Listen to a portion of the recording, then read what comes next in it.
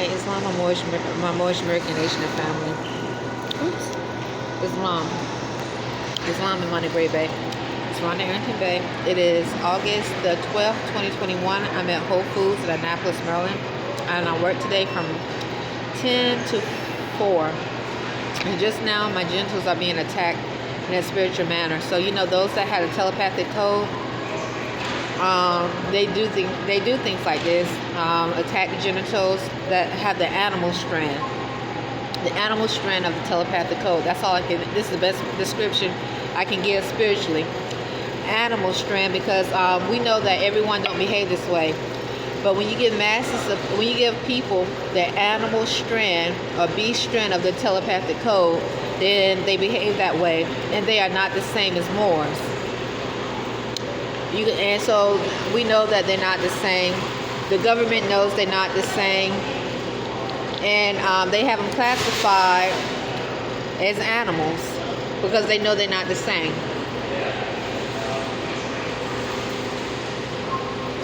And it is a reference to unclean spirits.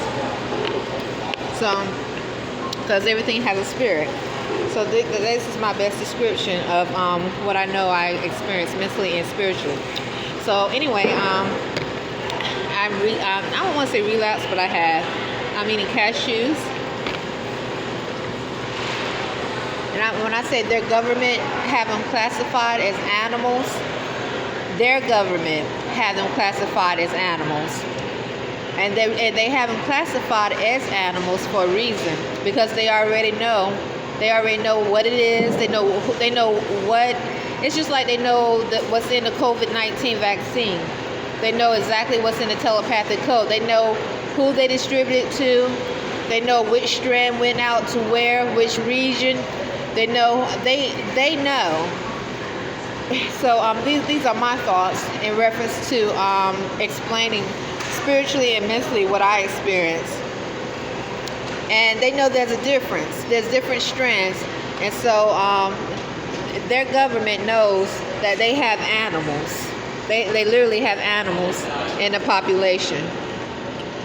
So this is my best description of what I experienced spiritually and mentally. Today was a little odd. Imani Arrington-Bey and I, we don't know anyone personally here in Annapolis. We have not applied. We want to know anyone personally here in Annapolis. Not one person is a Moorish American, a naturalized Moorish American who have affirmed uphold constitutional laws of freedom. Not one person in Annapolis, Maryland can say that they have sat down and had a friendship conversation, as if we went out. I invited them over, so we walk. No one can say that in Annapolis, Maryland.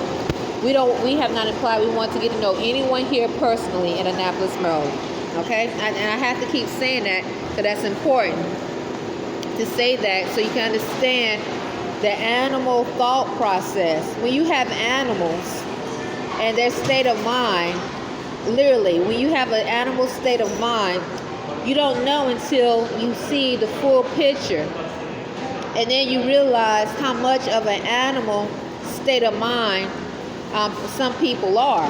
And so, which is connected to unclean spirits, Islam. And this is really keeping it 100. So I'm speaking truth. Imani Arrington-Bey as a Moor, I as a Moor, we don't know anyone personally here in Annapolis, Maryland. No one can say they know us personally, where they have come over to eat with us. We walk with them back and forth to work.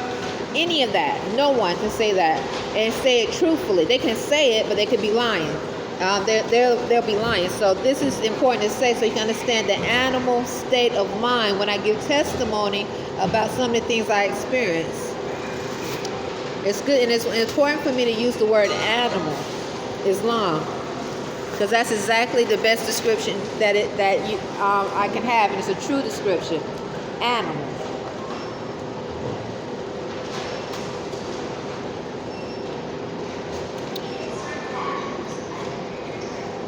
So anyway, let me continue. Okay. So and in that that's in connection to unclean spirits. So today was a little odd.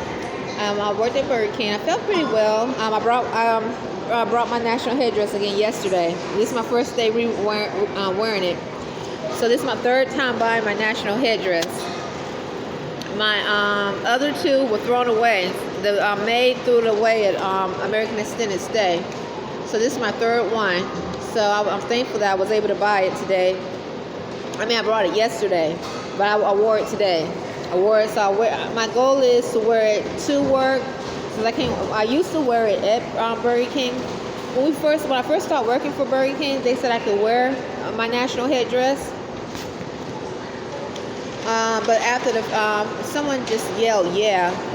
I don't know why these spirits yell, yeah, but I have a inkling, or I assume why.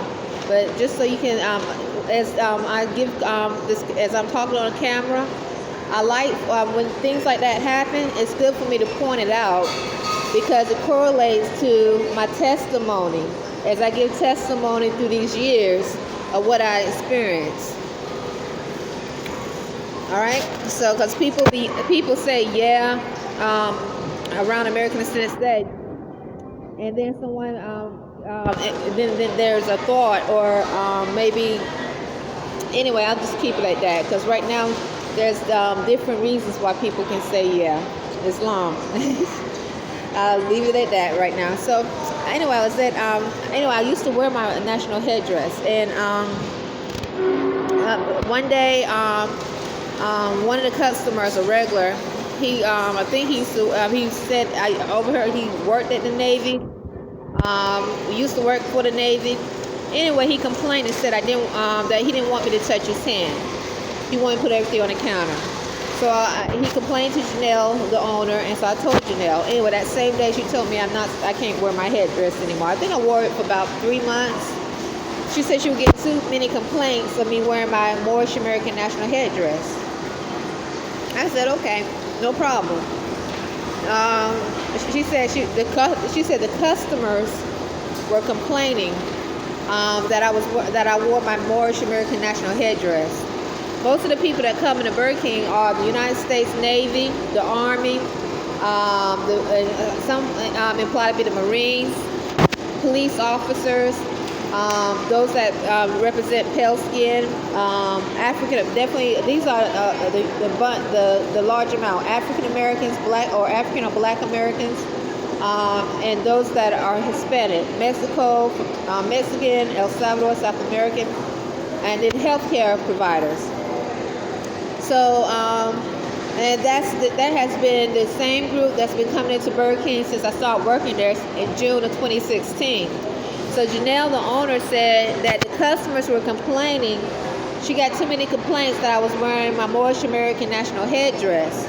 And it just so happened that day when she told me that, the guy that represents the Navy, sometimes he will wear uniform or that said Navy on it. And I remember hearing him, but I remember correctly, I think he was talking to people saying that he used to work for the Naval Academy. Anyway, he complained and said he did not want me to touch his hand. He's a black male. He said he wanted to put everything on the counter. So I told Janelle, because he was complaining to Janelle. And this is like I said, I had just started working at Burger King. So maybe I wore this for maybe 2.5 to 3 months. So maybe 3 months after working there. And he was or is a black male. He still come to Burger King to this day. Burger King just reopened their dining room this past Monday. It's August the 12th, 2021, and Burger King, and today is Thursday. Burger King just opened the dining room again since COVID-19 for the first time this past Monday. So anyway, that same day, that same moment, in that same conversation, after I told her that about him, I will not touch his hand. He wanted me to put everything on the counter. She told me I'm not allowed to wear my headdress anymore because too many customers complain. And once again, also healthcare providers, they also come into Burger King. So I said, okay, because it's like, she's the owner. She said that the customers were complaining that I was wearing my Moorish American national headdress. I'm not going to, I'm like, okay, no problem, I won't wear it. So So I wear it now. I wear it going there, going to work, and going back. And then twice at American Center Stay, it seemed possibly that the maid threw it away by mistake. I think it possibly was a sheep. So I just got another one. This is my third one. So so it's easy to go for a while without wearing it, and just like, oh, I don't, Anyway, so let me get to this, what I'm really wanting to talk about.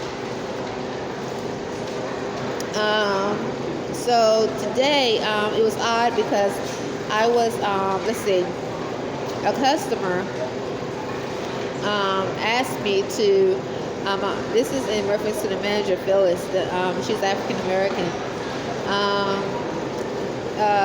The customer, what happened? I think I was getting a drink for a customer, and she said, and let me try to remember everything that happened possibly, and then go from there, because she became upset.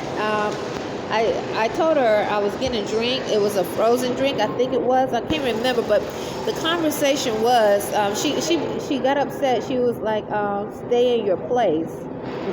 These are the words she said to me, and I was explaining to her that I just got a drink. I didn't do anything wrong. If I remember correctly, I could be wrong, but the words that she was speaking about was stay in your place.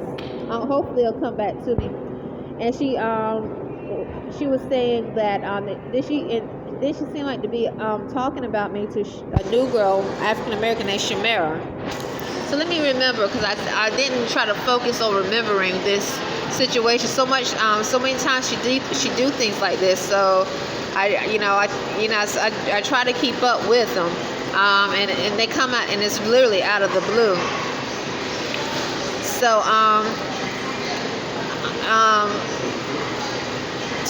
what did she say? So it was, I'm pretty sure it was in reference to a drink I had got, and I don't know. Anyway, it wasn't something serious. Oh, I remember. Excuse me, I remember. It wasn't a drink. Actually, let me see. Oh, you know what? A visual. In my spirit, this is dealing with spirituality. I just shined my light, and there was a Mexican or brown-skinned unclean spirit invading my sheath. All right. So when these unclean spirits do that, they can actually block a thought. And then if they can block a thought, and then they can release the thought. And so this is exactly what usually when this happened, I've noticed spiritually and mentally, I shine my light. It has always been someone that looked from Mexico, or brown skin with the black hair, South American, or somewhere Indian or something like that look, and then also the black Negro. All right.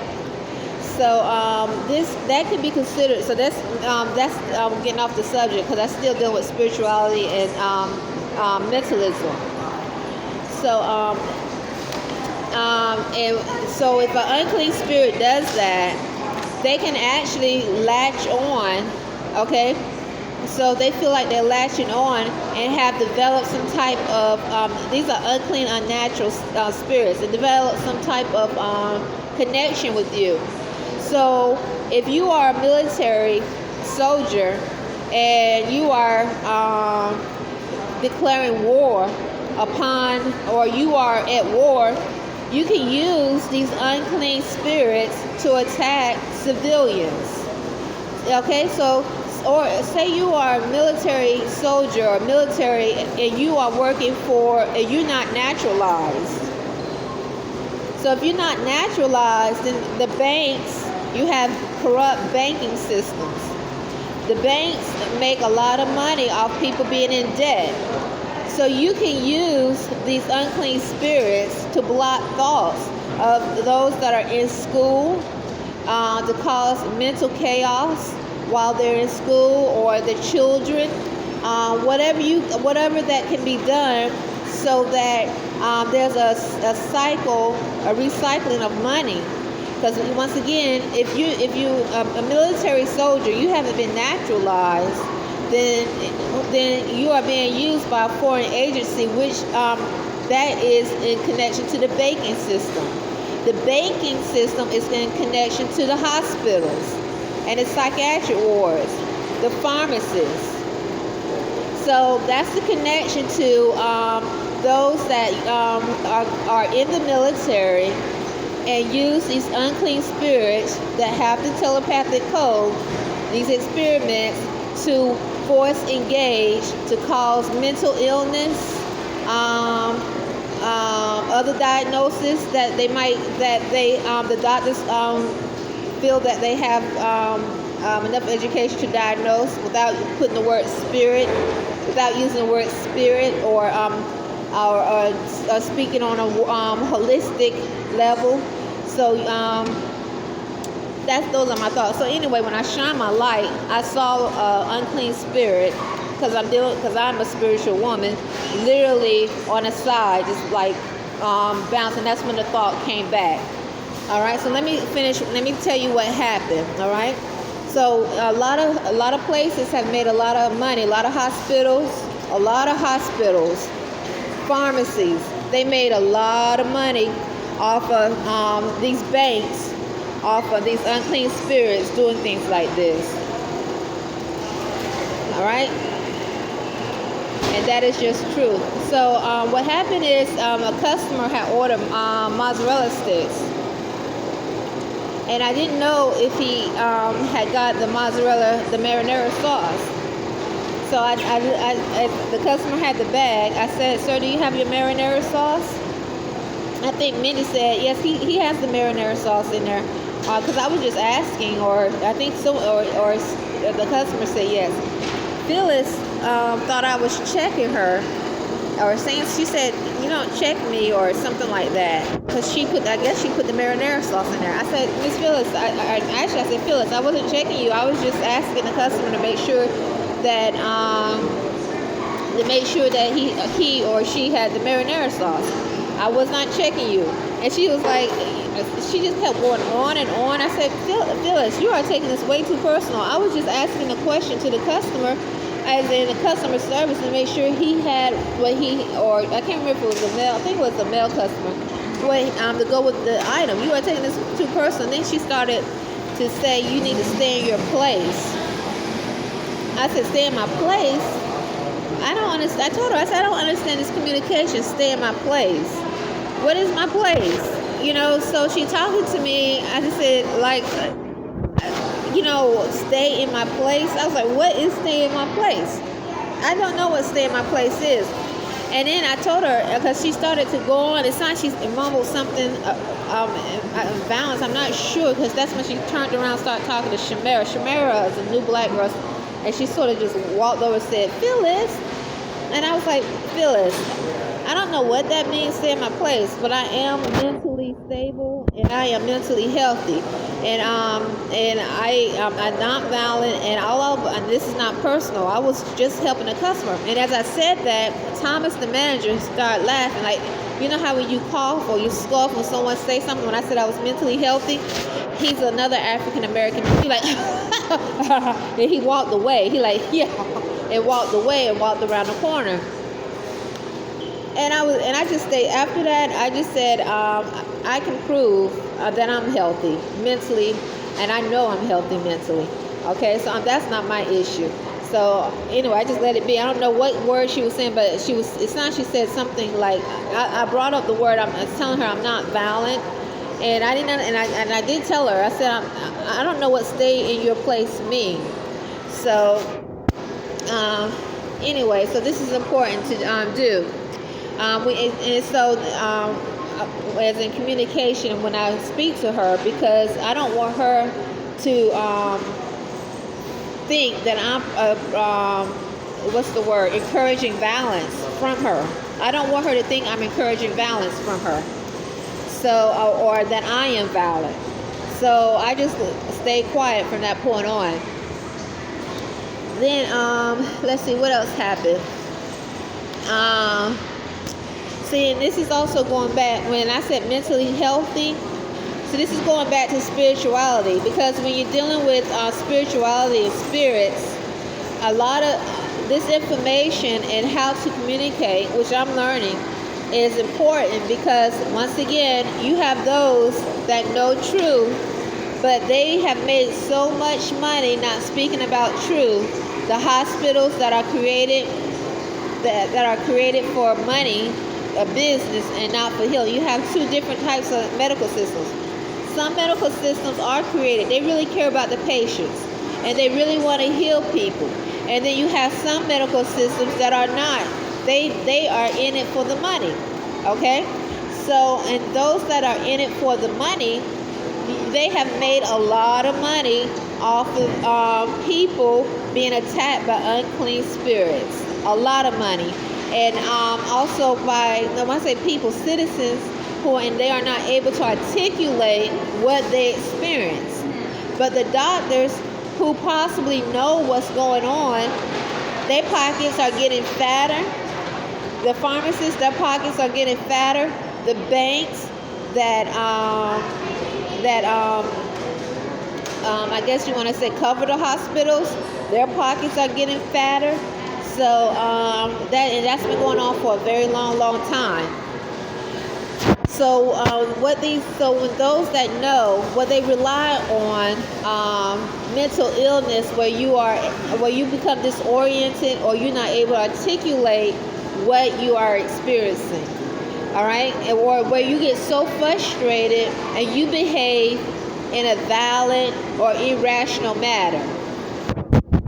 All right, so then therefore they can actually recycle you in the medical system. And once again, the doctors, their pockets get fatter. Those that are corrupt, the pharmacists, their pockets get fatter. The healthcare system, their pockets get fatter, that are corrupt. And the banks, their pockets get fatter. So anyway, getting back. So then I just continue to do my job. Then later, James, another African American manager, I don't know what was the problem with him, but okay, let me start from the beginning with him. Okay, I was wiping down the counter, and I had gloves on. Okay, CJ still hasn't said if we don't have to wear gloves or not. So when I come into work, I notice Phyllis have gloves on. Everybody in the front line still wearing gloves. James said that we don't have to wear gloves. And I don't know if anyone else not wearing gloves on the front line, but I know that when I come in, we look like everybody's still wearing gloves. Now, I notice he doesn't wear gloves. Okay. So I was wiping down the counter with the sanitizer towel, and I have gloves on. He asked me, he said, as I'm wiping down the towel with the towel, he said, Rhonda, he told me, Rhonda, make a vanilla shake. I said, sure, no problem. So I went to go put the towel. I wiped it down. I didn't even finish. I said, let me go ahead and put the towel down. So I put the towel in the bucket, and he started complaining as I was going to change my gloves before I made the vanilla milkshake. He started saying, I asked her to do the vanilla milkshake to Phyllis. And I told him, I said, James, I needed to change my gloves because I was cleaning the counters. I was cleaning the fry station. The fry station has salt, a lot of salt on the on the station. So I was cleaning the counter on the fry station. I needed to wash my hands and change my gloves before I made this shake. And he was going back and forth with Phyllis, and Phyllis was agreeing with him. It sounded like she started saying, Rhonda's going to do what she want to do. I said, sir, I told him, I said, James, I went to go change my gloves. And he started saying that, threatening that I will not be on the clock after 3 anymore. Because he comes in around between 2 and 3. I said, why? I'm thinking, what did I do for you to say that when all I was doing is doing what I was supposed to do? I was changing my gloves. I went to go change my gloves to do the vanilla milkshake. I was literally wiping down the counters, and he didn't want to hear that. And he just kept going back and forth with Phyllis, saying that I'm not going to be on the schedule after 3. Then, and And then he kept going back, and he really was trying to raise his voice at me on the front line. I noticed also today, it sounded like the word brother was coming up a lot, mumbling like from the staff. I don't know exactly if that's what they're saying, but it sounded like they were